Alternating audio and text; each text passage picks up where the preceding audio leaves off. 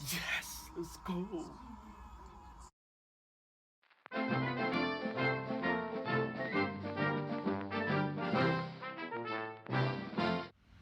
So television has become such an integral part of the modern world today.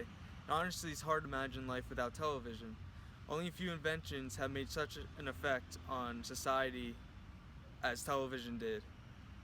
TV provides entertainment to people of all ages, all different age groups, and TV is just not used for entertainment, but it's also valuable resource for advertising and a bunch of different kinds of programming. So before 1947, the number of U.S. homes with televisions you could count in the thousands. By late 1990s, 98% of American households had a television set, and of this, the television set was on an average of 7 more hours a day. Now, the typical American spends about 2.5 to 5 hours a day watching television, according to a study. And notice how this activity of watching television isn't socializing with others or reading a book.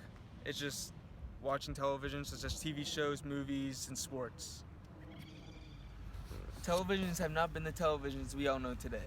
TV has evolved over the years since it has been invented. From the first TVs being black and white to having color now, to having high definition also. It's also been all shapes and sizes, with the early TVs being square to TVs today being 50-inch wide rectangles. Televisions also now have 3D and are curved. And also the picture of TVs keep getting better and better over the years. It's safe to say that television keeps evolving over the years, and it will continue to evolve in the near future. In 1923, an American inventor called Charles Jenkins used the Dick's idea of Nabieu to invent the first ever practical mechanical television system.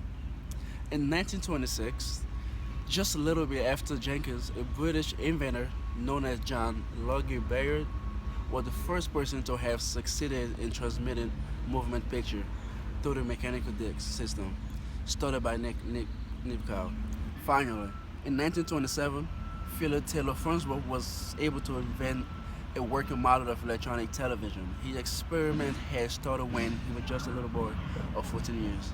By the time he became 21, Philo had created the first electronic television system, which did away with the rotating discs and other mechanical aspects of mechanical television.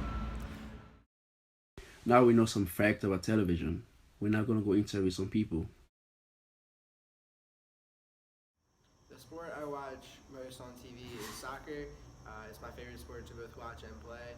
And I do watch TV, and most of the time I watch sports-related stuff like basketball, soccer, wrestling a little bit.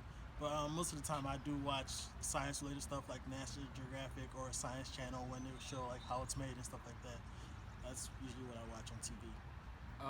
For me, I most of the time I watch sports, but like I watch TV shows too, like Game of Thrones. What is that called? Dexter. It's on Netflix, but it comes on TV sometimes. Those are my favorite TV shows. But I watch sports too. I like soccer. My favorite team is Manchester United. TV shows on Netflix, and one of them is it's a Netflix original, and it's called The Get Down, and that's a tough one. Well, since I've been watching TV like basically my whole life, like every single day, I don't really know what I would be doing if TV wasn't invented, but I do know that I would get a lot of my work done at school. I wouldn't procrastinate as much, and who knows? I might actually invent something that nobody has invented yet. I mean, if TV wasn't invented, I wouldn't be devastated per se. I mean, I would be. It would be hard because I am so accustomed to watching TV and using it as a way of leisure for my time. However, I would try to spend more time outside, like play sports, which I usually do during the summer anyway. I'll spend more time studying like I usually do, but it would be harder. I would not lie, but it wouldn't be like the end of the world. TV for me. brings people together. Whether you sit down with your family to watch a movie, or you sit down with your best friends to watch your favorite TV shows, or even if you sit down and watch a big sporting event with complete strangers, it brings all of us together. The invention of the television was huge and important for society today. Television has affected most, if not all, of us in the world. And what's next for television? How will television evolve from what you and I know as television today? We may not know the answers to these questions, but we do know this, that it will keep evolving like it has been the past 80 years or so.